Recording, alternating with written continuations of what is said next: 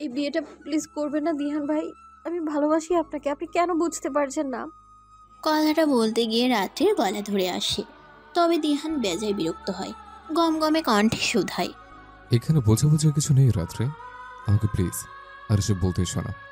কেন বলবো না? বলবো। 100 বার বলবো, 1000 বার বলবো, আমি ভালোবাসি আপনাকে।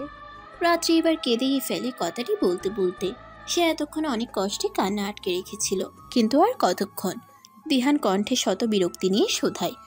ওহ প্লিজ রাত্রি, তোমার এই মেলো ড্রামা বন্ধ করো। অন্তত আমার সামনে এসব করতে এসো না। আমি তোমাকে আগেও বলেছি আর এখনো বলছি, আমি তোমাকে ভালোবাসি না। তুমি শুধুই আমার কাছে আমার মামাতো বোন। এর বেশি আমি তোমাকে নিয়ে ভাবি না। আর তুমিও এসব আউল ফল চিন্তা মাথা থেকে ছেড়ে ফেলো। দিহানের কথায় তেতে ওঠে রাত্রি। আউল ফল বলবেন না দিহান ভাই। কাউকে ভালোবাসাটা মোটেও কোনো আউল ফল জিনিস নয়। ঠিক আছে, বলবো না। কিন্তু আমার প্রতি তোমার যাই অনুভূতি থাকুক না কেন, সেসব কিছু মাথা থেকে ছেড়ে ফেলো। আর হ্যাঁ, শুনে রাখো, এই বিয়ে ভাঙবে না। বিয়েটা আমি অর্পিতাকেই করবো। দিহান ভাই। আহত দৃষ্টিতে তাকায় রাত্রি দিহানের পানে। এই মানুষটাকে তো সে কম বোঝানোর চেষ্টা করলো না, কিন্তু মানুষটা তার ভালোবাসাটা বুঝলই না। সে আর কি করলে মানুষটা বুঝবে সেটা ভেবে পায় না রাত্রি। তবুও শেষবারের মতো শুধায়। আপনি কি সত্যি বিয়েটা করবেন? দিহান রাত্রির ছোট্ট হৃদয়টাকে খণ্ড বিখণ্ড করে পাষাণের মতো উত্তর দেয়, হ্যাঁ।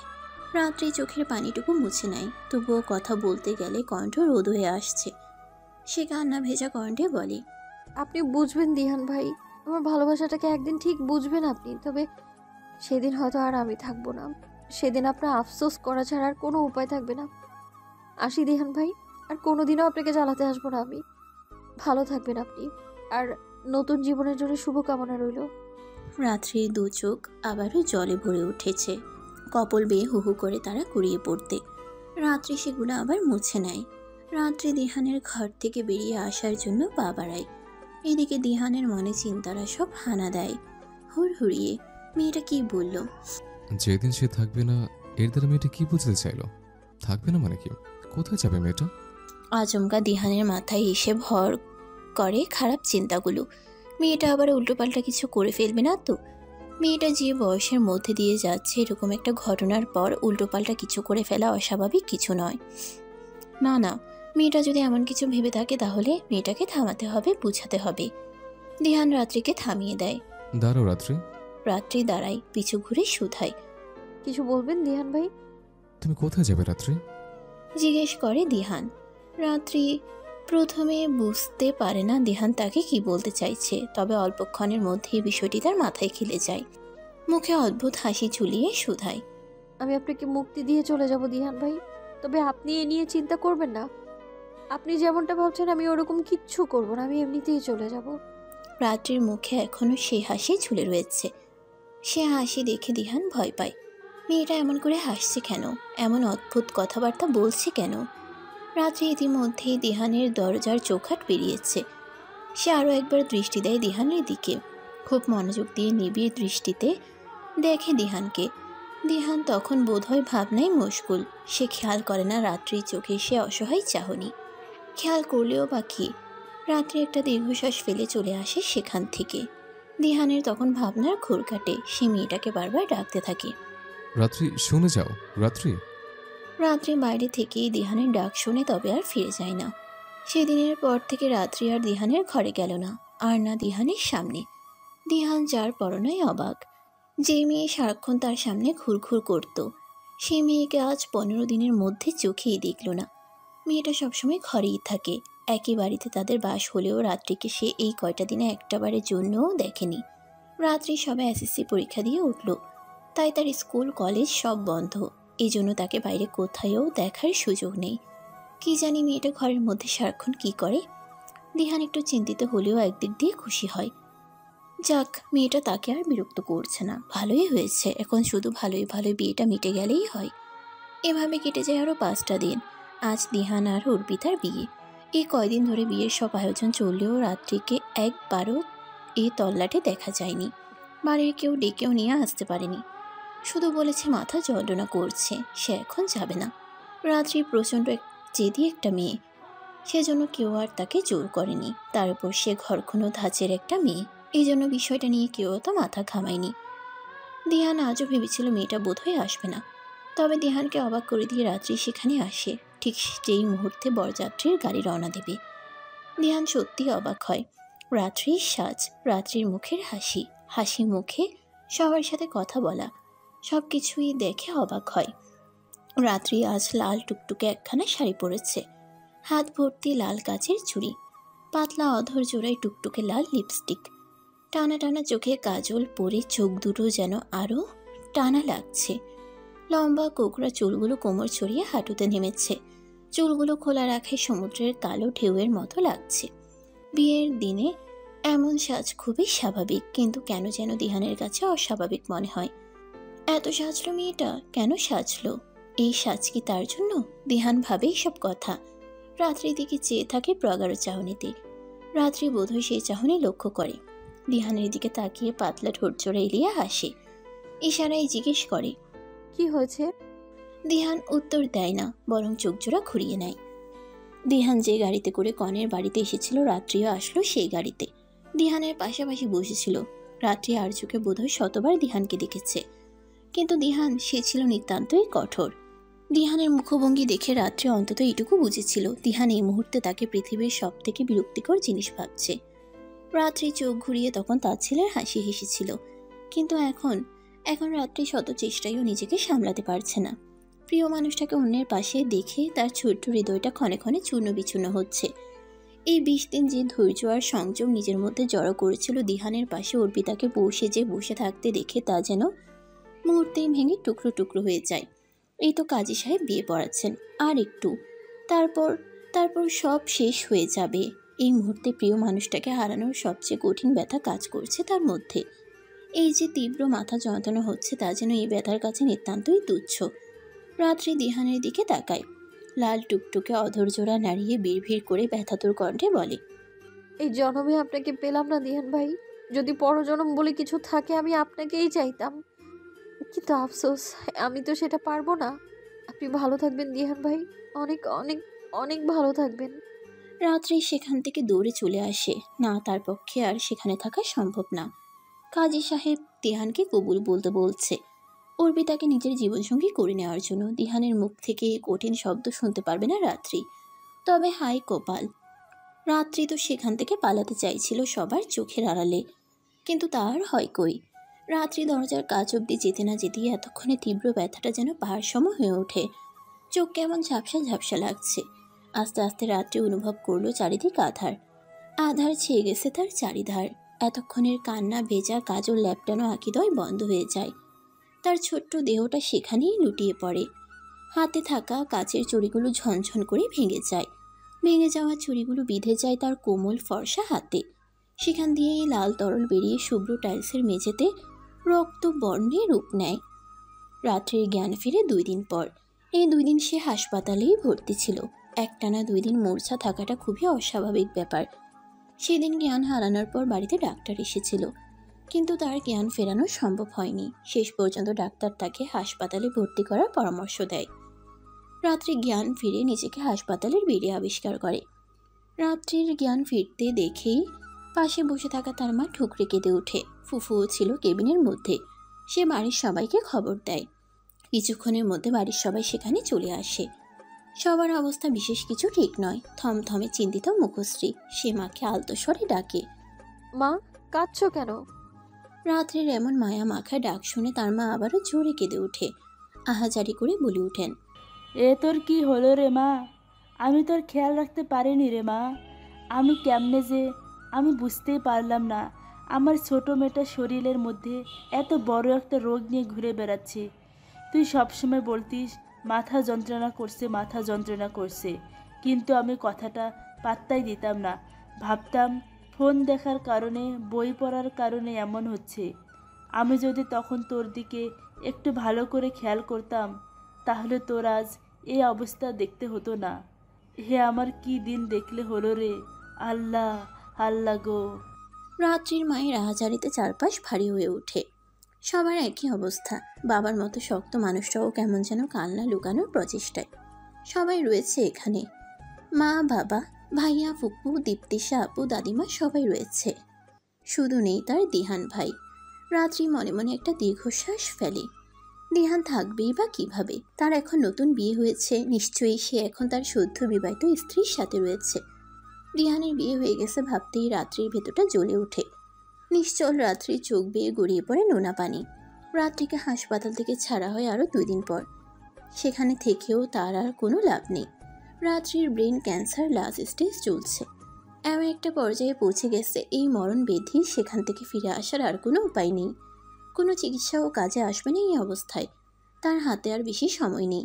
তাই চিকিৎসকরা পরামর্শ দিয়েছে এই কয়টা দিন সময় হাসপাতালের বেডে পড়ে না থেকে যেন পরিবারের সাথে সময় কাটায়। এমন খবর শুনে পুরো তালুকদার পরিবারে নেমে এসেছে শোকের ছায়া। তবে রাত্রির এই নিয়ে মাথা ব্যথা নেই, এই নিয়ে কোনো কষ্টও নেই। সে তো জানতো এরকমই হবে তার সাথে। এই পৃথিবীতে সে আর কিছুদিনের অতিথি মাত্র। শুধু একটা জিনিস ভেবেই তার বুকটা ফেটে যাচ্ছে যে মানুষটাকে সে পাগলের মতো ভালোবেসে গেল, সে মানুষটা একবারও তার এই অবস্থায়ও চোখের দেখা অবধি দেখতে আসলো না। জ্ঞান ফেরার পর থেকে এ কয়টা দিন রাত্রির বেহায়া চোখ দুটো শুধু ওই মানুষটাকে খুঁজে চলেছে। কিন্তু সেই স্বার্থপর মানুষটা একটি বারের জন্যও তার দেখা দিল না। কিসের এত রাগ রাত্রির উপর? রাত্রি তাকে ভালোবেসেছিল বলেই কি এই রাগ? কিন্তু রাত্রি যে এখনো তাকে ভালোবাসে, তাকে এখনো ভালোবাসা পাপ জেনেও ভালোবাসে। এতগুলো বছরের ভালোবাসা ভোলা কি এতই সোজা? এই জীবনে সে যে পারবে না তার দিহান বাইকে বলতে, তাই তো সে এই মৃত্যুর পথ বেছে নিল। কিন্তু হাই, মানুষটা তার এই ভালোবাসার কথা সে বেঁচে থাকতে কোনোদিনই জানতেই পারবে না। রাত্রি একটা দীর্ঘশ্বাস ফেলে। দিহানের উদ্দেশ্যে তার হাজার চোখের জলের ফোঁটায় লেখা চিঠিটা ভাঁজ করে রাখে তার শখের ডায়েরিটার পৃষ্ঠার ভাঁজে। তবে তার ভালোবাসার স্বীকারোক্তি মিশ্রিত এই চিঠির খোঁজ হয়তো তার নিঃশ্বাস চলাকালীন সময়ে দিহান কখনোই পাবে না। নিশুতির রাতে আধারে পুরো বাড়ি যখন নিস্তব্ধ, তখন মদে নেশায় ঢুলতে ঢুলতে বাড়ি ফিরে এক যুবক। দরজায় দাঁড়িয়ে থাকা যুবতীটি ভাইয়ার এমন অবস্থা দেখে মুখে ওড়নার আঁচল চেপে ঠুকরে কেঁদে ওঠে। তার ভাইটা তো এমন ছিল না। এই তো কিছুদিন আগে রিফাত ভাই মদ খেয়ে এসেছিল, সেই গন্ধ শুকেই ছেলেটা বমি করে ফেলল। আর আজ সেই ছেলে এত মদ খেয়েছে যে আর তাড়াতেই পারছে না। মদ খেয়ে রক্ত জবার মতো লাল হয়ে যাওয়া সেই চোখের দিকে তাকিয়ে মনে পড়ে যায় সেদিনের কথা, যেদিন হাসপাতালের বাইরে তাকে জড়িয়ে ধরে পাগলের মতো কেঁদেছিল, আর রাস্তার লোক চেয়ে চেয়ে দেখছিল সেই দৃশ্য। তার ভাইয়া এই মুহূর্তে বুকের মধ্যে কতটা কষ্ট লুকিয়ে রেখেছে সে কথা সে ছাড়া তো আর কেউ জানে না। দিহান ধুলতে ধুলতে ঘরে ঢুকে। দীপ্তিশা সন্তর্পণে দরজাটা লাগিয়ে দেয়। নেশায় বুধ দিহান জড়িয়ে যাওয়া কণ্ঠে বোনকে জিজ্ঞেস করে, দীপু, ও কোথায় আছে? ও কেমন আছে দীপু? বল না দীপু, ও কেমন আছে? বল না। দিহানের কথা জড়িয়ে যাচ্ছে। দীপ্তিশা নাক টেনে ভাইয়ের প্রশ্নের উত্তর দেয়। বোনের থেকে প্রশ্নের উত্তর পেয়ে সেখানে আর দাঁড়ায় না সে। ঢুলতে ঢুলতে সিঁড়ি বেয়ে উপরে উঠে সোজা দরজা খুলে রাত্রির ঘরে ঢুকে পড়ে। রাত্রি দরজা আটকায়নি, সেজন্য ঢুকতে আর কোনো সমস্যা হয়নি। ড্রিম লাইটের গোলাপি আভা মেয়েটার গায়ের উপর পড়েছে। মনে হচ্ছে খাটের উপর একটা গোলাপ ফুল ফুটে রয়েছে। কোকড়া চুলগুলো বিনি করে রাখা, প্লাজোটা হাঁটুর উপর উঠে আছে। বেবি পিঙ্ক কালারের টি শার্টটাও কিছুটা উপরে উঠে গিয়েছে, যার ফলে তার ফর্সা উদরের কিছুটা দৃশ্যমান। দিহান দরজার কাছ থেকেই রাত্রিকে নিবিড় দৃষ্টিতে একবার দেখে নেয়। তারপর লম্বা লম্বা পা ফেলে রাত্রির পাশে গিয়ে মেঝেতে হাঁটু গেড়ে বসে। প্রথমেই টি শার্ট আর প্লাজোটা টেনে ঠিক করে দেয়। অতঃপর নিজের হাতটা রাখে রাত্রির ওই নরম গালে, আর একটু ঝুঁকে পড়ে রাত্রির মুখের উপর। খুব খুব খুব কাছ থেকে দেখে রাত্রিকে। হুট করেই রাত্রিকে ছেড়ে দিয়ে রাত্রির দিকে পিঠ দিয়ে বসে। হাঁটুতে মুখ গুজে ঠুকরে কেঁদে ওঠে। দিহান ভাই, আপনি কি কাঁদছেন? রাত্রির প্রশ্ন। ঘুম ভাঙতেই কারো কান্নার শব্দ শুনে প্রায় ভয় পায় রাত্রি। তবে নিচে মেঝেতে বসে থাকা মানুষটাকে চিনতে তার সময় লাগে না। কিন্তু দিহান কি কাঁদছে? কেন কাঁদছে সে? তার ঘরে এত রাতে বসে দিহানের কান্নার তো কোনো কারণ নেই, তাহলে কেন কাঁদছে সে? রাত্রির গলা কানে আসতেই দিহান চোখ মুছে রাত্রির দিকে তাকায়। দিহানের চোখের দিকে তাকিয়ে রাত্রির বুকটা ছ্যাদ করে ওঠে। একই অবস্থা মানুষটার, চোখ দুটো অসম্ভব লাল দেখাচ্ছে। সে চোখের দিকে রাত্রি বিচলিত কণ্ঠে শুধায়, এ কি দিহান ভাই, আপনি তো সত্যিই কাঁদছিলেন। কাঁদছিলেন কেন দিহান ভাই? দিহান তড়িৎ গতিতে রাত্রির বরাবর খাটে উঠে বসে। শক্ত করে রাত্রির দুবাহু চেপে ধরে। দিহান এতটাই জোরে ধরেছে যে রাত্রি ব্যথায় চোখ কিছু বন্ধ করে নেয়। ব্যথা তোর কণ্ঠে বলে, দিহান ভাই, ব্যথা পাচ্ছি, ছাড়ুন। এভাবে কেন ধরেছেন? দিহান দাঁতে দাঁত পিষে বলে। এই মেয়ে, বয়স কত তোমার? বলো, বয়স কত? দিহান মুখ খুলতেই মদের বিদঘুটে গন্ধ রাত্রির নাকে ঢুকে। এই গন্ধে তার গা গুলিয়ে আসে। বিস্মিত কণ্ঠে শুধায়। দিহান ভাই, আপনি মদ খেয়েছেন? দিহান রাগত স্বরে গমগমে কণ্ঠে বলে। হ্যাঁ, খেয়েছে, বেশ করেছে, খেয়েছে, আরও খাবো, প্রতিদিন খাবো। আমার কথা ছাড়ো, আমার প্রশ্ন উত্তর দাও। বলো, বয়স কত তোমার? কি হলো বলো? মাত্র 16, তাই না? তোমার বয়স মাত্র 16। এই বয়সে কি বোঝো তুমি? কতটা বোঝো? একটা জীবনের কতটা মূল্য বোঝো তুমি? বলো, বলছো তুমি? শেষের বাক্যটি একটু জোরেই বলে দিহান। রাত্রি অবাক হয় দিহানের কথা শুনে। অবাক হয়ে শুধায়। এসব কি বলছেন আপনি? কি বলছে? বলছো না? বোকা তুমি, নাকি আমাকে বোকা ভাবো? সবার কাছ থেকে এত বড় একটা কথা লুকালে কোন সাহসে? সবাইকে যতই বোকা বানাও না কেন, আমি এটা খুব ভালো মতো বুঝেছি যে তুমি তোমার এই মরণ ব্যাধির কথা আগে থেকে জানতে। সেটা খুব চতুরতার সাথে তুমি সবার কাছ থেকে লুকিয়ে গিয়েছ। তুমি চুপি চুপি গিয়ে আজ থেকে বছরখানেক আগে নিজের সব ধরনের টেস্ট করিয়েছ। তখন উপায় ছিল তোমাকে এর মধ্যে থেকে বের করে আনার, কিন্তু কতটা বুকের পাটা তোমার এই মরণ ব্যাধির চিকিৎসা করাবে না বলে পুরো পরিবারের কারোর কাছে বলনি তুমি? আমি আশ্চর্য হয়ে যাই তোমার সাহস দেখে। কেন লুকিয়েছো তুমি কথাটা? কেন? আমার পাগলামোতে বিরক্ত হয়ে আপনি বলেছিলেন আপনি শান্তি চান, আমি যেন আপনাকে একটু শান্তি দিই। আপনাকে সেই শান্তিটা দেওয়ার জন্য মনে আছে আপনি সেদিন বলেছিলেন আমি যেন আপনার জীবন থেকে অনেক দূরে চলে যাই, আপনার সেই ইচ্ছেটা পূরণ করার জন্য। আপনি বলেছিলেন না আমি যেন আপনার চোখের সামনেও আর না আসি, চিরকালের মতো আপনার চোখের আড়াল হওয়ার জন্য। আপনি বলেছিলেন আমি যেন আপনাকে ভুলে যাই, কিন্তু আপনাকে ভোলা যে আমার এই জন্মে সম্ভব না। তাই আপনাকে ভুলে যেতে পারি যেন, সেই জন্যই আমি এই পথ বেছে নিলাম। আপনাকে ভুলে যাব আমি, আপনার চোখের আড়াল হব, আপনার সামনে গিয়ে ঘুরঘুর করব না। শান্তি পাবেন আপনি, মুক্তি পাবেন আপনি আমার ভালোবাসা থেকে। এত কিছুর জন্যই তো বলেনি দিহান ভাই। রাত্রি সহজ স্বীকারোক্তি, তবে কথাগুলো বলতে গিয়ে কান্নায় গলা রোধ হয়ে আসে তার। আর দিহান, সে বাকশক্তি হারিয়ে অনুভূতিহীন, নিষ্প্রভ অথচ বিস্ফোরিত নয়নে তাকিয়ে আছে রাত্রির বদন পানে। দিহানের মনে পড়ে যায় সেদিনের কথাগুলো। রাত্রি তখন সবে ক্লাস 10-এ উঠেছিল। একদিন হঠাৎ স্কুল থেকে বাড়ি ফিরে সোজা দিহানের ঘরে ঢুকে পড়ল। এসেই দিহানকে শক্ত করে জড়িয়ে ধরল, শুধালো। দিহান ভাই, আমি কিন্তু আপনাকে খুব ভালোবাসি, খুব, এতটা ভালোবাসি যে আপনাকে ছাড়া আমি থাকতে পারি না, আর কোনোদিনও পারবো না। আপনি আমায় ভালোবাসবেন তো? আমাকে বিয়ে করবেন তো দিহান ভাই? সেদিন দিহানের মন মেজাজ ভালো ছিল না। মন মেজাজ ভালো না থাকারও অবশ্য কারণ ছিল। সেদিন মামার সাথে তার কথা কাটাকাটি হয়েছিল। মামা মানুষটা যে অতি উদার মানুষ তেমন নয়। বাবা মারা যাওয়ার পর মা তাকে আর 1 বছরের ছোট্ট বোনটাকে নিয়ে এই বাড়িতে এসে উঠল। তখন তার বয়স মাত্র 6। তখন থেকেই তারা মামার বাড়িতে থাকছে। এ নিয়ে তো কম তিরস্কার পায়নি তারা ছোটবেলা থেকে। রাত্রি তখন পৃথিবীতে অস্তিত্ব ছিল। রাত্রি যখন হলো তখন তার বয়স 8। ছোটবেলায় সে আর তার বোন কতটা তিরস্কারের মধ্যে থেকে বড় হয়েছিল সেসব কথা রাত্রির অজানা। রাত্রি ছোট থেকেই দিহানের ভক্ত ছিল। দিহান ভাই করে মুখে ফেনা তুলতো। যখন একটু বড় হলো বলতে শুরু করলো। দিহান ভাই, আমার আপনাকে ভালো লাগে, বড় হলে আমি আপনাকে বিয়ে করব, কেমন? তখন ছোট্ট রাত্রি কথা শুনে হাসতো দিহান। রাত্রির গোলুমলু গাল দুটো টেনে বলতো, আচ্ছা, করো। কিন্তু তখন কি আর দিহান জানতো রাত্রির এই ছেলে মানুষের কথা, যা সে হেসে উড়িয়ে দিত। একসময় এই কথাই মেয়েটাকে জীবনের এই মুমূর্ষু অবস্থায় এনে দাঁড় করাবে।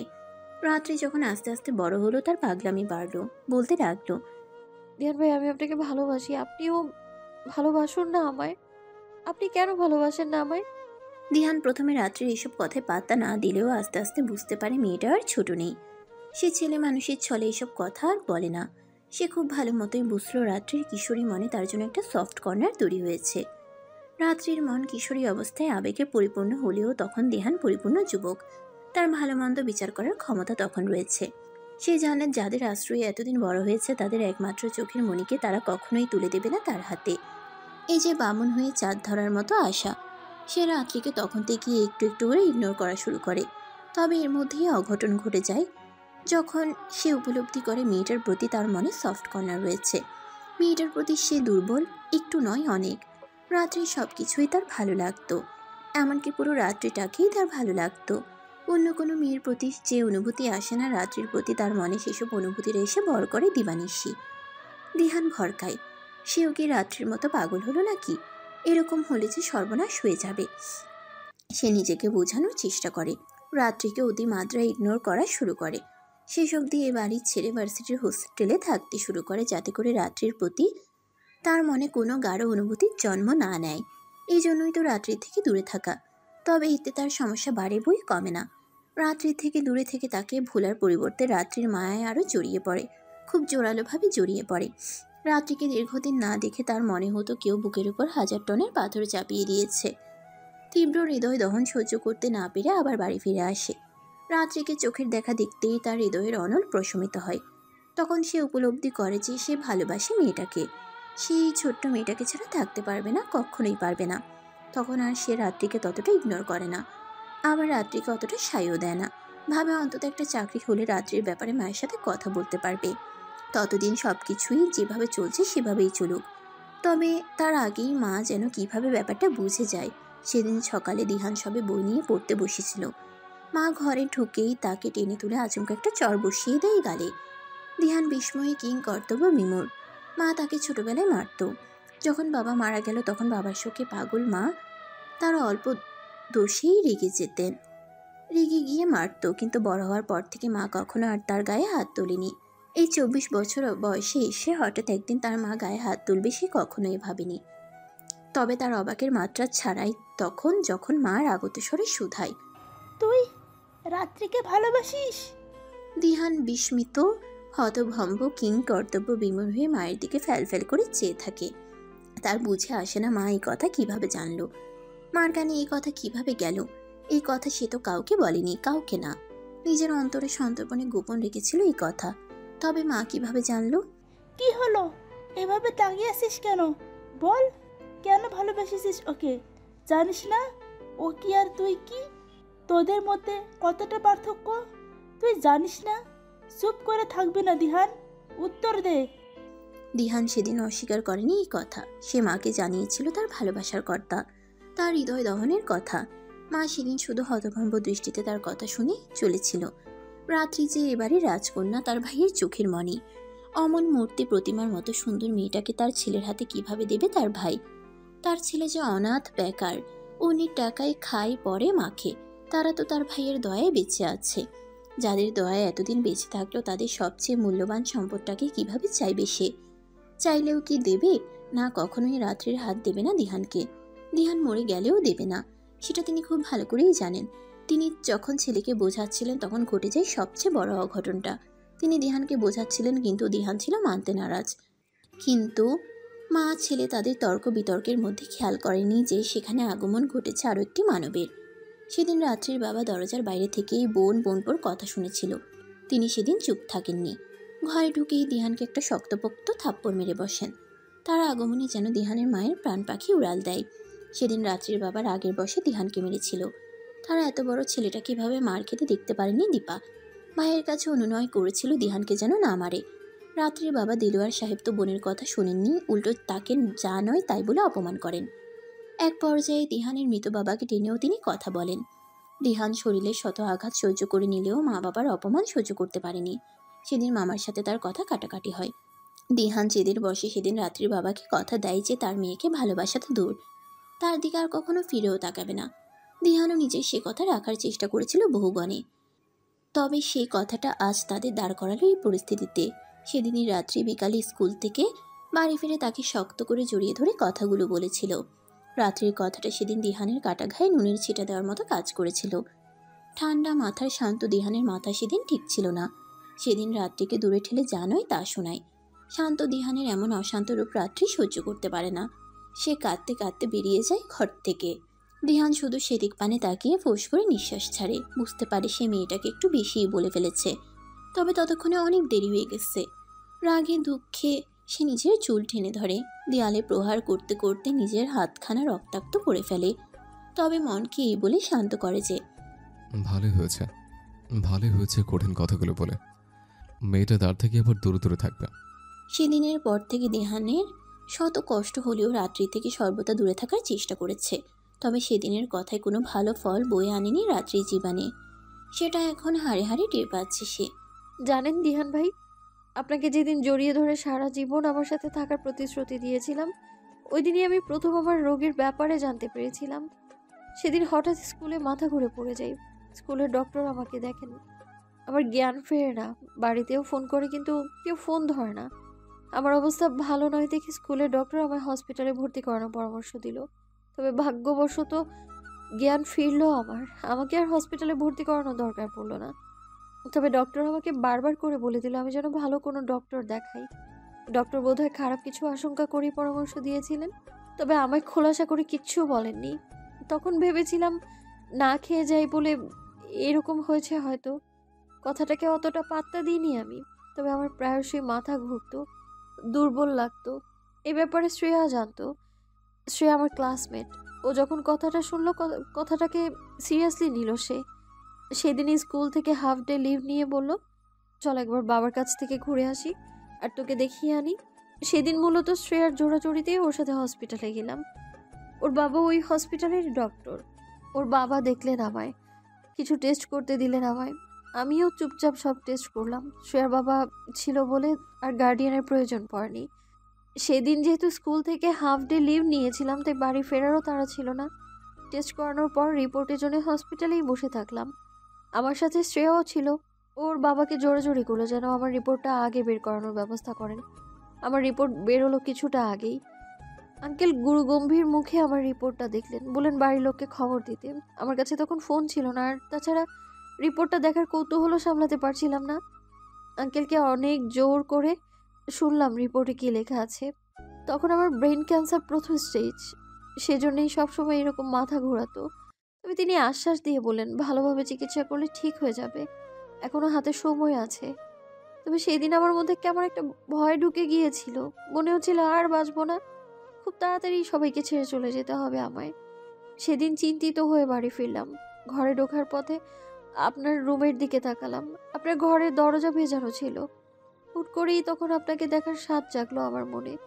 আপনাকে বলা কথাগুলো মাথায় এসে ভিড়ল। বলতে মন চাইলো আপনাকে কথাগুলো। তখন শুধু একটা কথাই ঘুরছিল মাথায়, আপনার সাথে আমার সারা জীবন থাকা হবে না। আমি না তখন অত 7-5 ভাবিনি। দৌড়ে গিয়েছিলাম আপনার ঘরে, ঝাপটে ধরেছিলাম আপনাকে, কান্না লুকিয়ে কথাগুলো জিজ্ঞেস করেছিলাম আমি আপনাকে। তবে আপনি সেদিন দুনিয়ার বিষ বাণী শুনিয়ে দিলেন আমায়। আমার ভাঙা হৃদয়টা আরও ভেঙে দিলেন। সেদিন সব রোগের কথা ভুলে বসলাম আমি। সেদিন সারাদিন লুকিয়ে লুকিয়ে কান্না করলাম। পরদিন বেহায়ের মতো আবার আপনার কাছে গেলাম। আপনি আবার তাড়িয়ে দিলেন। হঠাৎ করে মনে হলো আপনাকে মুক্তি দেওয়ার জন্যই উপরওয়ালা বোধহয় আমার এই মরণ ব্যাধি দিয়েছে আমায়। আমি আর বললাম না বাড়িতে। শ্রেয়া ছাড়া কেউ জানতো না এই রোগের কথা। তবে অল্প কিছুদিনের মধ্যে সেও ট্রান্সফার হয়ে শহর ছাড়লো। তারপর থেকে একাই যেতাম হসপিটালে, চিকিৎসার জন্য নয়, কতদিন বাঁচবো এটা জানতে। প্রথম স্টেজ থেকে দ্বিতীয় স্টেজে যেতে সময় লাগেনি। দ্বিতীয় স্টেজে পৌঁছানোর পর হসপিটালে যাওয়াও বন্ধ করে দিলাম। সেজন্য কেউ আর কিছু জানতে পারেনি। এদিকে আস্তে আস্তে আমার রোগটা বাড়লো, সাথে আপনার ওই তিক্ত অপমান। নিজের অজান্তেই করে ফেলা নিজের পাগলামির দীর্ঘ বর্ণনার পর লম্বা শ্বাস ফেলে রাত্রি। অবশ্য আবেগের বশে যে কত বড় পাগলামি করে ফেলেছে সেটা এখনো হয়তো সে বুঝতে পারছে না। বুঝবেই বা কী করে, সে যে সব কিছু সম্পূর্ণ অন্যরকম দৃষ্টিভঙ্গিতে দেখছে। অন্যদিকে দিহান কিংকর্তব্য বিমূঢ় হয়ে রাত্রির কথা শুনছিল। মেয়েটা এতটা দুর্বল হৃদয়ের অধিকারী, তার থেকে দূরে সরানো নিমিত্তে বলা কিছু তিক্ত কথা মেয়েটার উপর এতটা ভারী পড়ল। হয়তো ভারী পড়াই স্বাভাবিক। ছোটবেলা থেকে মেয়েটা অতিরিক্ত আদরে মানুষ হয়েছে। তিক্ত কথা তো দূর, কেউ চোখ অব্দি রাঙায়নি। সেজন্যই বোধহয় তার অপমানগুলো এতটা ভারী পড়েছে অতিমাত্রায় আবেগী আর দুর্বল হৃদয়ের রাত্রির উপর। কথাগুলো ভাবতেই রাগে দুঃখে চোয়াল শক্ত হয়ে আসে দিখানের। তাছাড়া রাত্রি না বুঝলেও সে ঢের বুঝেছে সেদিন বাড়িতে কেন কেউ ফোন তুলেনি। তুলবে কিভাবে? তখন তো সবাই দিহানের ঘরে দিহানকে তিরস্কার করতে ব্যস্ত ছিল। সেদিনটাই সব কিছু কেন হতে হলো? সেদিনই মাকে জানতে হলো তার ভালোবাসার কথা। সেদিনই মামার সাথে তার বিষয়টা নিয়ে ঝগড়া হতে হলো। সেদিনই রাত্রিকে অসুস্থ হতে হলো। সেদিনই তাকে রাত্রির সাথে এমন খারাপ ব্যবহার করতে হলো। কেন সব ওদিনই হতে হলো? কেন? দিহানের রাগ লাগে, প্রচণ্ড রাগ, অন্য কারোর উপর নয়, তার নিজের উপর। নিজেকেই সব কিছুর কেন্দ্রবিন্দু মনে হয়। দিহান রাত্রির পাশ থেকে উঠে 2 হাত দেয়ালে ঠেকিয়ে দাঁড়ায়। আচমকা শুরু হয় তার পাগলামি। মুষ্টিবদ্ধ হাতে একের পর এক প্রহার করতে থাকে দেয়ালে। রাত্রি আতকে উঠে 2 হাতে মুখ চেপে ধরে দৌড়ে যায় দিহানের কাছে, তাকে আটকানোর চেষ্টা করে। দিহানের মধ্যে অসুরের শক্তি এসে ভর করেছে। রোগা পাতলা রাত্রি তাকে আটকাতে অক্ষম হয়। দিহানের হাত ফেটে রক্ত বের হচ্ছে। রাত্রি তা দেখে ভয়ে কেঁদে ফেলে, শব্দ করেই কেঁদে ফেলে। কাঁদতে কাঁদতে অনুনয় করে বলে, থামুন দিহান ভাই, প্লিজ থামুন, এরকম করবেন না, আপনার হাত থেকে রক্ত বের হচ্ছে, থামুন প্লিজ, আমি দেখতে পারছি না। রাত্রির কান্নার শব্দ বোধহয় দিহানের কান অব্দি পৌঁছায়। সে নিজেকে থামায়। দিহানকে থামতে দেখে রাত্রি কাঁদতে কাঁদতে দিহানের বুকে ঝাঁপিয়ে পড়ে। দিহানকে শক্ত করে জড়িয়ে ধরে কাঁদতে থাকে। দিহান ফোঁস করে নিঃশ্বাস ফেলে নিজেকে নিয়ন্ত্রণের চেষ্টা করে। রাত্রিকে 2 হাতে আগলে নেয়, চুলের মধ্যে হাত গলিয়ে দিয়ে বলে, এই রাত্রে কাঁদছো কেন? রাত্রি ফুপ্পিয়ে ফুপ্পিয়ে কান্না ভেজা কণ্ঠে বলে, কাছে কেন জানেন না আপনি? আপনি কেন এমন পাগলামো করছেন? তারপর বুক থেকে মাথা তুলে দিহানের রক্ত ভেজা ডান হাতটা টেনে নেয় নিজের হাতের মুঠোয়। আহত দৃষ্টিতে সেদিকে তাকিয়ে নাক টেনে বলে, দেখুন তো কি অবস্থা করলেন হাতের, আর আপনি বলছেন আমি কেন কাঁদছি? আমাকে কেন এত ভালোবাসো রাত্রি?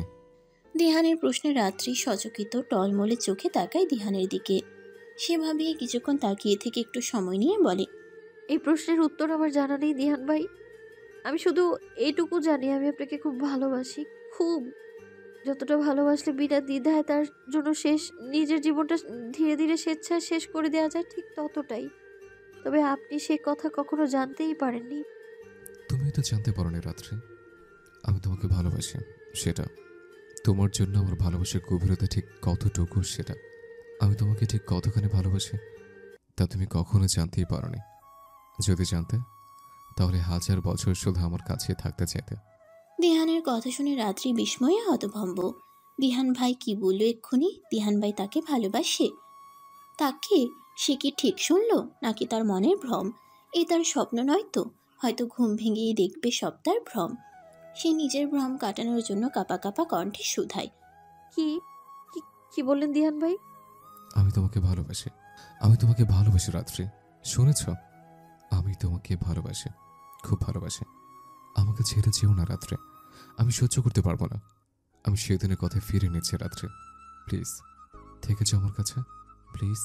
রাত্রিকে পুনরায় বুকের মধ্যে আগলে নিয়ে দিহানের আকুল কণ্ঠে অনুনয়।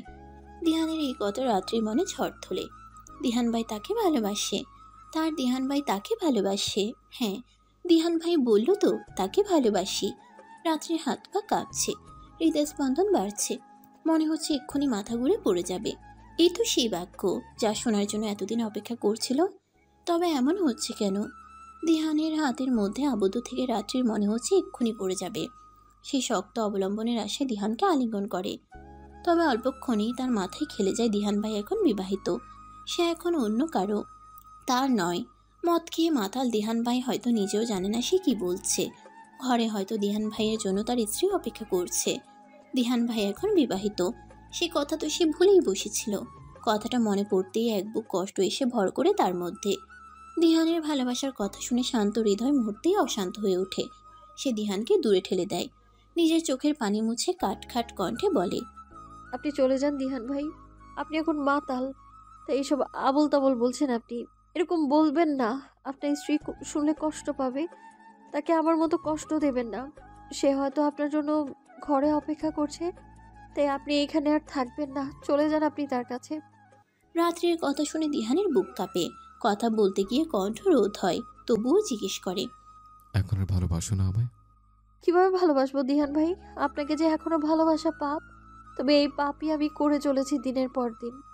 যত দিন বেঁচে থাকবো ততদিন এই পাপ হয়তো মুক্তি পাবো না আমি এই পাপ থেকে। আপনি এত কাছে আসবেন না দিহান ভাই, আমার পাপের পালা ভারী, বই কিছুই হবে না। আপনার মনে যদি আমার জন্য কোনো অনুভূতি থেকেও থাকে সেটা মুছে ফেলুন। ওই মনে শুধু আপনার স্ত্রীকেই রাখুন, যার সাথে আল্লাহর নামে আপনি বৈধ সম্পর্কে আবদ্ধ হয়েছেন। তাকে করুন আপনার হৃদয়ের একমাত্র অধিকারিণী। আমার রাত্রি। দিহানের বিস্মিত কণ্ঠের প্রশ্ন। হ্যাঁ, আপনি চলে যান প্লিজ। ভুল বলছো রাত্রি, আমার কোনো স্ত্রী নেই। মানে? বিস্মিত কণ্ঠে জিজ্ঞেস করে রাত্রি। সে কি ঠিক শুনল, নাকি দিহান ভাই মাতাল অবস্থায় আরও একখানা অবাস্তব কথা বলছে? কিছুক্ষণ আগের বুকের মধ্যে ধূপপোকানিরা আবার এসে তীব্রভাবে ভর করে তার মধ্যে। তার প্রশ্নের প্রতি উত্তরে দিহানের বলা কথাটি সেই ধূপপোকানি ও শরীরের কাঁপুনি বাড়িয়ে দেয় বহুগুণে। মানে সেদিন আমি বিয়ে করিনি রাত্রি। আমার কোনো স্ত্রী নেই, কেউ নেই, শুধু তুমি আছো। আর আমার হৃদয়ের একমাত্র অধিকারিণী শুধুই তুমি, আর অন্য কেউ নয় রাত্রি। রাত্রি ছাড়া অন্য কোনো মেয়ের সাথে ঘর বাঁধার কথা দিহান কখনো স্বপ্নেও ভাবেনি। রাত্রি থেকে শত দূরে থাকলেও রাত্রিকে ঘিরেই চেয়েছিল তার স্বপ্নের পৃথিবী। স্বপ্নের পৃথিবীর কারণ রাত্রি চেয়েছিল তার স্বপ্নের প্রেয়সী। রাত্রিকে বাস্তবে পাওয়ার ইচ্ছা যে তার অলীক স্বপ্ন ছাড়া কিছুই ছিল না। তবে তার সেই স্বপ্নের পৃথিবীতেও কেউ রাত্রিকে রাখতে দিল না। তার সেই স্বপ্ন থেকে টেনে হিস্ট্রি বের করে আনলো সবাই মিলে। তাকে এক প্রকার বাধ্য করলো অন্য মেয়ের সাথে বিয়ে করতে। সবচেয়ে বেমানিটা করলো তার জন্মদাত্রী মা। তিনি নিজেই তো কাজটা করেছিলেন এক প্রকার বাধ্য হয়ে। তিনি দিহানকে তার রোগের কথা বললেন। যে রোগ তার মধ্যে কখনো ছিলই না সেই রোগের ভয় দেখালো। বলল, এই রোগের খরচ বহন করছে তোর মামা। তোর পক্ষে ওর চিকিৎসা করা কখনো সম্ভব না। তুই আমাকে মরতে দেখতে চাস? তুই এখন এই বিয়ে না করলে তোর মামা চিকিৎসার খরচ বন্ধ করে দিবে। তখন তুই বরং আমার জন্য কবর খুঁড়ে রাখিস। তিনি দিহানকে ভাইয়ের কথায় ইমোশনাল ব্ল্যাকমেল করলেন। দিহান সবে পরীক্ষা দিয়ে উঠেছে, তখনও তার কোনো চাকরি জোটেনি। তার পক্ষে মায়ের রোগের চিকিৎসা করা ছিল অসম্ভব। যতই হোক নিজের জন্য মায়ের মরণ তো আর দেখতে পারবে না। সে না চাইতেই রাজি হলো বিয়েতে। তবে তখন যদি বুঝতো সব মিথ্যে, তাহলে কি আর এই জীবনে অমন কাজ করতে রাজি হতো? এসব কথা সে জানতে পারে তার বিয়ের দিন। সেদিন রাত্রি অজ্ঞান হয়ে পড়ে গেল ঠিক তার কবুল বলার পূর্ব মুহূর্তে। রাত্রির অমন দশা সে সহ্য করতে পারেনি। সেই সবার আগে ছুটে গিয়েছিল সেখানে। রাত্রিকে পাগলের মতো ডাকতে শুরু করলো। রাত্রি চোখ খেলে না, রাত্রি চোখ খুলে না। রাত্রিকে পাজা কোলে তুলে নিয়ে ছুটলো হাসপাতালে। বাড়ির সবাই গেল। বিয়েটা আপাতত বন্ধ রাখা হলো। রাত্রির বাবা তাদের ক্ষমা চেয়ে বললেন বিয়েটা যেন কিছুক্ষণ পরে হয়। তারা তার অনুরোধ রাখলেন। তবে বিয়েটা আর হয়নি। রাত্রির জ্ঞান ফিরছিল না। ডাক্তারেরা তার হাজারটা পরীক্ষা করতে দিল। বলল রাত্রির অবস্থা ভালো নয়। পরীক্ষার রিপোর্ট দেখে জানালেন রাত্রির রোগের কথা। এসব শুনে দিহান সবার আড়ালে লুকিয়ে কাঁদছিল। দীপ্তিশা সেখানে গিয়ে শুধালো। ভাইয়া, তুমি এই বিয়েটা করো না। দীপ্তিশার কথা শুনে দিহান অবাক হয়েছিল বটে। সে কিছু জিজ্ঞেস করার পূর্বেই দীপ্তিশা নিজেই তাকে সবকিছু খুলে বলে। রাত্রির এই দিহানের পিছু পিছু ঘোরা, সারাক্ষণ দিহান ভাই করা, সবকিছুই মামার মনে ভীতির সঞ্চয় করেছিল। তার ভয় সত্যি হয় যখন তিনি রাত্রির ডায়েরিটা পড়েন। ডায়েরির প্রতিটা পাতায় দিহানকে নিয়ে লেখা, তার ভালোবাসার কথা লেখা। তিনি যখন বুঝলেন মেয়ে অন্য পথে চলে গিয়েছে, তবে এই নিয়ে রাত্রিকে তিনি কিছু বলেননি। তিনি রাত্রির মন থেকে দিহানকে মোছার জন্য দিহানের বিয়ের ব্যবস্থা করলেন। গুটি হিসেবে সাজালেন দিহানের মাকে। মাকে বাধ্য করলেন যাতে তার অসুস্থতার কথা বলে যেন দিহানকে বিয়েতে রাজি করায়। মাও তাই করল। এ কথা দীপ্তিশা শুনে নিয়েছিল। তবে তার এই কথা জানতে অনেক দেরি হয়ে গিয়েছিল। দিহানের বিয়ের দিনে সে এসব কথা জেনেছে। দিহানকে এই কথা সে বলতে চেয়েছিল, তবে সেই সুযোগ আর পায়নি। তার আগেই মা তাকে আটকে দিল। দিহান সেদিন ছিল নিস্তব্ধ। তার মাঝে এরকম কোনো কাজ করবে তা সে কখনোই ভাবেনি। রাগ হয়েছিল মামার প্রতি, রাগ হয়েছিল মায়ের প্রতি, রাগ হয়েছিল নিজের ভাগ্যের প্রতি। সেদিন দীপ্তিশাকে অসহায়ের মতো শুধালো। দীপু, আমার রাগ হচ্ছে দীপু, প্রচণ্ড রাগ হচ্ছে। ও মনে হয় বাচ্চা, ও অবুঝ। আমি কেন ভালোবাসতে গেলাম ওকে?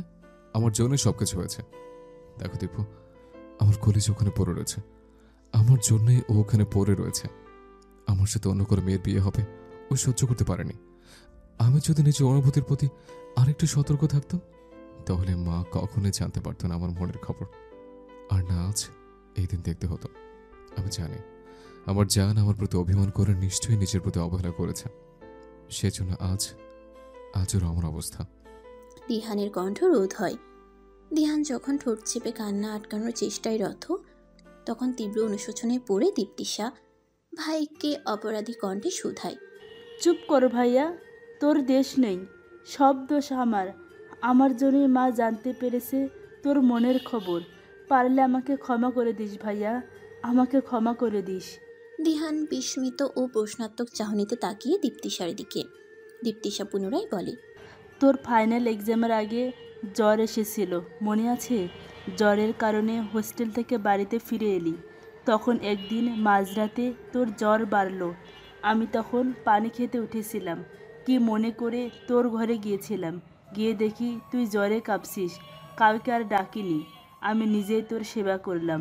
তবে সেদিন তোর জ্বরের ঘরে রাত্রিকে নিয়ে প্রলাপ শুনে বুঝেছিলাম তোর মনে রাত্রির জন্য কিছু আছে। তুই বোধহয় সেদিন হাজারবার রাত্রির নাম ধরে ডেকেছিলি। তোর জ্বর তখন 103 ডিগ্রি, কিছুতে কমতে চাইছিল না। আমার তখন কেন জানি বারবার মনে হচ্ছিল রাত্রিকে তোর কাছে এনে দিলে বোধহয় তোর জ্বর কমবে। তবে আমার সে সাহস আরও হয়ে ওঠেনি। তোর জ্বর পড়ল ভোরের দিকে। আমি তখন ঘরে গিয়ে ঘুমালাম। আর পরের দিন পর আমি আমার বান্ধবী ঋতুর সাথে ফোনে কথা বলছিলাম। কথা প্রসঙ্গে তোরা রাত্রির কথাটা বললাম। তখন যে মা আমার ঘরে এসেছিল কে জানতো মা আমার আর ঋতুর কথা শুনে ফেলেছিল। তারপর মা আমাকে জোর করে সব কথা শুনল। তখন ভাবিনি মা এতটা রিয়াক্ট করবে। মা রাগে কাঁপতে কাঁপতে তোর ঘরে গেলেন। তারপর তুই তো জানিস সব কিছু। দিহান দীপ্তিশাকে দোষ দেয় না। এখানে দীপ্তিশারও কোনো দোষ নেই। তাদের নিয়তিতে যা হবার ছিল তাই হয়েছে। তবে সেদিন দিহান এক কথাই বলে দিয়েছিল সে অন্য কাউকে বিয়ে করবে না। তখন রাত্রির এমন অবস্থা ছিল, কেউ এই নিয়ে বেশি বাড়াবাড়িও করতে পারেনি। দিহান প্রথম থেকে সব খুলে বলে রাত্রিকে। এতদিন যার ভালোর জন্য সবাই এত কিছু করলো, সে যে গোপনে নিজেই নিজের ক্ষতি করছিল কে জানতো। আজ সেই মেয়ে ধ্বংসের প্রান্তে। তার কাছে এসব লুকোচুরি আর মানায় না। রাত্রি এতক্ষণ মুখ চেপে কান্না আটকানোর চেষ্টা করেছিল। দিহানের কথা শেষ হতেই দিহানের বুকে ঝাঁপিয়ে পড়ে দিহানের শার্ট ভিজায়। কাঁদতে কাঁদতে বলে, সবাই খারাপ দিহান ভাই, সবাই খারাপ। আপনি আমার এইসব কথা আগে কেন বলেননি দিহান ভাই? আপনি যদি একটা বার বলতেন আপনি আমায় ভালোবাসেন তাহলে। রাত্রি বলতে পারে না। কাঁদতে কাঁদতে তার হিচকি উঠে যায়। দিহানও নীরবে অঝরধারায় চোখের জল ফেলে। সে কাঁদতে কাঁদতে অপরাধের স্বরে বলে, আমার ভুল হয়েছে সোনা, আমার বড্ড ভুল হয়েছে। আমি যদি জানতাম তোমার এই ছোট্ট মনে আমার জন্য কত অভিমান পুষে রেখেছ, যদি জানতাম এই অভিমানে আস্তে আস্তে কীভাবে শেষ করছো নিজেকে, তাহলে আমার জীবন দিয়ে হলেও তোমার প্রতি অভিমান ভাঙাতাম আমি। আমাকে ছেড়ে তুমি যেও না রাত্রে, প্লিজ যেও না। আমি মরে যাব, আমি মরে যাব। রাত্রি দিহানের বুক থেকে মাথা তুলে দু হাতে দিহানের কোমর জড়িয়ে মাথাটা একটু উঁচু করে ওর চোখের দিকে তাকিয়ে বলে ওঠে, আমাকে যে যেতেই হবে দিহান ভাই, এখন যে বড্ড দেরি হয়ে গেছে। আমি যে তোমাকে বড্ড বেশি ভালোবাসি সে কথা তুমি কখনোই জানতে পারোনি। আমি তোমাকে জানতে দেইনি। এখন যখন জানালাম তখন এটাও জেনে রাখো, আমি তোমাকে ছাড়া বোধহয় এই জন্মে থাকতে পারবো না। তোমার আগে আমার মরণ হোক রাত্রে, তোমার মৃত্যু দেখার ক্ষমতা যে আমার নেই। রাত্রি দিহানের মুখ চেপে ধরে অনুনয় করে বলে, দোহাই লাগে আপনার দিহান ভাই, এমনটা বলবেন না। এইসব সহ্য হচ্ছে না আমার, এইসব কথা। দিহান মুখ থেকে রাত্রি হাত সরায়। রাত্রির কোমর পেঁচিয়ে ধরে বলে, আমি মনে প্রাণে চাই তোমার আগে আমার মরণ হোক। আমি আগে যেতে চাই সেখানে, তুমি আগে গেলে যে নিঃসঙ্গতে ভুগবে সেখানে। তাই আমি আগে যেতে চাই। তারপর যখন তুমি যাবে আমার কাছে, তখন না হয় আমাদের প্রেম হবে, আমাদের প্রেম পূর্ণতা পাবে, পর জন্মে হবে দিবারাত্রির প্রেম। হ্যাঁ দিহান ভাই, দিবারাত্রির প্রেম হবে, দিবারাত্রির প্রেম পূর্ণতা পাবে পরলোকে। তবে আফসোস দিহান ভাই, যদি আগেই জানতে পারতাম আপনার ভালোবাসার কথা, তাহলে আমাদের প্রেম সারা দুনিয়াকে দেখাতে পারতাম। দিহান রাত্রির কথার বিরোধ করে বলে, এই পৃথিবীর মানুষগুলো না বড্ড নিষ্ঠুর। ওদের মতো খারাপ মানুষের অধিকার নেই দিবারাত্রির প্রেম দেখার। হ্যাঁ। রাত্রিকে দু হাতে পাজা কোলে করে কোলে তুলে নেয় দিহান। রাত্রি দিহানের গলা জড়িয়ে শুধায়, কি হলো? অনেক রাত হয়েছে, শোবে, চলো। উহুম। কেন? ততক্ষণে দিহান রাত্রিকে নিয়ে খাটে এসে বসেছে। রাত্রি দু হাতে দিহানের গলা জড়িয়ে দিহানের বুকে মাথা গুজে বসে রয়েছে। সে এখনো দিহানের কোলেই বসে রয়েছে। দিহান তাকে নামাতে পারে না। দিহান জিজ্ঞেস করে, কি হলো? রাত্রি চোখে আবারও পানিরা এসে ভর করেছে। সে দিহানের বুকে মুখ গুজে কেঁদে ফেলে। দিহান বিচলিত কণ্ঠে শুধায়, এই শোনা, আমার কি বলছো? কাঁদছো কেন? রাত্রি কাঁদতে কাঁদতে বলে, দিহান ভাই, আমার না খুব কষ্ট হচ্ছে। মনে হয় আমার হাতে আর সময় নেই। দিহান বিচলিত হয়। রাত্রিকে কোল থেকে নামিয়ে বিছানায় শুয়ে দেয়। বিচলিত কণ্ঠে শুধায়, কোথায় কোথায় কষ্ট হচ্ছে শোনো? রাত্রি দিহানের এই প্রশ্নের উত্তর দেয় না। দিহানের কাছে অনুনয়ে আবদার করে বলে, আমার একটু আদর করবেন দিহান ভাই, আমি যে চিরকাল আপনার ভালোবাসার কাঙাল। এই শেষ মুহূর্তে আমায় একটু ভালোবাসবেন। রাত্রির কথা শুনে দিহানের বুকটা ধক করে ওঠে। অনাকাঙ্ক্ষিত একটা ভয় বয়ে যায় তার শরীরের প্রতিটি শিরায় উপশিরায়। শেষ সময় বলছে কেন মেয়েটা। দিহান রাত্রির পাশে আধশোয়া হয়ে শুয়ে পড়ে। তপ্ত হাতটা রাখে রাত্রির ওই ঠান্ডা গালে। গালটা যেন একটু বেশি ঠান্ডা মনে হয়। রাত্রির দিকে ঝুঁকে আলতো স্বরে বলে। রাত্রি। রাত্রি কিছু বলে না, শুধু ছলছল নয়নে চেয়ে থাকে দিহানের পানে। দিহানও তার পানে চেয়ে থাকে নির্নিমেষ। অতঃপর দিহান আরেকটু ঝুঁকে গিয়ে রাত্রির ওই গোলাপি নরম কোমল ওষ্ঠের ফাঁকে নিজের তপ্ত রুক্ষ অষ্টজোড়া গুজে দেয়। রাত্রি আবেশে চোখ বন্ধ করে নেয়। এতক্ষণ চোখের কোণে জমে থাকা পানিগুলো চোখের কোণ বেয়ে ঝরে পড়ে অনর্গল। একে একে মনে পড়তে থাকে এই ছোট্ট জীবনের সমস্ত স্মৃতি। ছোটবেলায় পরিবারের সাথে কাটানো সেই সুন্দর সময়গুলো, দিহানের সাথে কাটানো সেই অনন্য সুন্দর মুহূর্তগুলো। ছোট থেকে কাটানো সব মুহূর্তগুলো যেন হুড় করে এসে চোখের সামনে জমা হয়। স্মৃতিরা সব ধরা দেয় একই সময়। রাত্রি তখন একটা সুন্দর স্বপ্ন দেখে। ওই তো সে লাল টুকটুকে একটা শাড়ি পরে বসে আছে, দিহানের পাশে বসে আছে। দিহানের গায়েও সুন্দর কারুকার্য খচিত একখানা পাঞ্জাবি। সে হাসি হাসি মুখ নিয়ে রাত্রির দিকে চেয়ে আছে। রাত্রি লজ্জায় তার দিকে তাকাতে পারছে না। লজ্জা রাঙা রাত্রি মুখটা নিচু করে বসে আছে। চারপাশে সবাই রয়েছে, মা, বাবা, ফুফু, রিফাত ভাইয়া, দীপ্তিশা আপা, দাদিমা সবাই আছে। তাদের চোখে মুখেও খুশির ঝিলিক। একজন বৃদ্ধ লোক রাত্রিকে বারবার বলছে, বলো মা কবুল, কিন্তু রাত্রি লজ্জায় বলতে পারছে না। দিহান কবুল বলে দিব্যি দাঁত বের করে হাসছে। তার কি লজ্জা লাগছে না? রাত্রি আর চোখে একবার দিহানের দিকে তাকায়। দিহান তার দিকেই তাকিয়েছিল। রাত্রি তাকাতেই তাদের চোখাচোখি হয়। রাত্রিকে আরেকটু লজ্জা দিতেই বোধহয় দিহান রাত্রির দিকে ফিরে চোখ টিপে দেয়। রাত্রি লজ্জায় চোখ ফিরিয়ে নেয়। অবশেষে সে কবুল বলে। 3 কবুল বলে নিজেকে সঁপে দেয় দিহানের তরে। তখন সবাই সমস্বরে বলে ওঠে, আলহামদুলিল্লাহ। এই তো সে দুনিয়ার সব সুখ পেয়ে গেছে। আর কি চাই তার? না, আর কিচ্ছু চাই না তার। দুনিয়ার কাছে তার সব চাওয়া শেষ। যেটুকু পাওনা ছিল সেটুকুও বুঝি শেষ মুহূর্তে মিটিয়ে দিয়েছে দিহান। রাত্রি দিহানের রুক্ষ গালে আলতো করে হাত রাখে। দিহান তখন রাত্রির ওষ্ঠদয় ছেড়ে দেয়। মেয়েটার শরীর ঠান্ডা হয়ে আসছে, অসম্ভব রকম ঠান্ডা। সে ভরকায়, বিজলিত কণ্ঠে শুধায়, এই রাত্রি, রাত্রি ঠিক আছে তুমি? তোমার হাত পা এমন ঠান্ডা কেন রাত্রি? রাত্রি কিছু বলে না, শুধু হাসে। দিহান গালে আলতো চাপড় মেরে শুধায়, এই রাত্রি শুনছো আমার কথা? এরকম করে হাসছো কেন? কি হলো? কথা বলো। রাত্রির বোধহয় ঘোর কাটে। তার কষ্ট হচ্ছে, খুব কষ্ট হচ্ছে। কণ্ঠ রোধ হয়ে আসছে। সে কথা বলতে পারছে না। এত কষ্ট হচ্ছে কেন? এত কষ্ট তো জীবনে কখনো হয়নি। মনে হচ্ছে তাকে কেউ টেনে নিয়ে যাচ্ছে, টেনে হিঁচড়ে নিয়ে যেতে চাইছে অমানিসার অতলে গভীরে, যে অমানিসা থেকে সে ফিরতে পারবে না কভু। অমানিসার অতলে হারিয়ে যাবে চিরতরে। সে শক্ত করে দিহানকে জড়িয়ে ধরে, অতি কষ্ট করে বলে, আমি চলে যাচ্ছি দিহান ভাই। আমার খুব কষ্ট হচ্ছে দিহান ভাই, খুব। আমি সহ্য করতে পারছি না। আপনি একটু কষ্ট কমিয়ে দিন না আমার। দিহান আগলে নেয় রাত্রিকে, ভারী অবুঝের মতো বলে, যেও না রাত্রি, আর কিছুক্ষণ থেকে যাও না। আমাদের তো কথা হয়েছিল আমি আগে যাব। তাহলে তুমি আগে যাচ্ছ কেন? তুমি এখানে একা থাকতে পারবে না, যেও না। রাত্রির দেহ ততক্ষণে নিস্তেজ হয়ে পড়েছে। দিহানের কথা তার কানে যায় কিনা বোঝা যায় না। সে জোরে একবার শ্বাস টানে। চোখের সামনে সব অন্ধকার হয়ে আসছে, সব। আস্তে আস্তে নিস্তেজ দেহটা আরো নিস্তেজ হয়ে পড়ে, তলিয়ে যায় অন্ধকারের অতলে, যে আধার থেকে আর কখনো দেখতে পারবে না এই দীপ্তি। দিহান বোঝে না, সে রাত্রির নিথর দেহটাকে জড়িয়ে ধরেই রাত্রিকে ডাকতে থাকে। রাত্রির কোনো সাড়া না পেয়ে নিজের বুকের সন্তর্পণে আগলে রাখা রাত্রির মাথাটা তোলে। রাত্রির চোখ বন্ধ, ঠোঁটের কোণে যেন হাসি ঝুলে রয়েছে। দিহান সেভাবেই নীরবে তাকিয়ে থাকে রাত্রির নিথর দেহটার দিকে। রাত্রির বরফ ঠান্ডা গালে হাত রেখে শুধায়, তুমি চলে গেলে রাত্রি, বললাম আমি আগে যাব, কিন্তু আমার কথা তো শুনলেই না। ওখানে একা থাকতে তোমার কষ্ট হবে না? হবে তো। তোমার তো ওখানে একা থাকতে খুব কষ্ট হবে। না, আমি তোমাকে কষ্ট পেতে দেব না। আমি তোমাকে অনেক কষ্ট দিয়েছি, আর কষ্ট পেতে দেব না।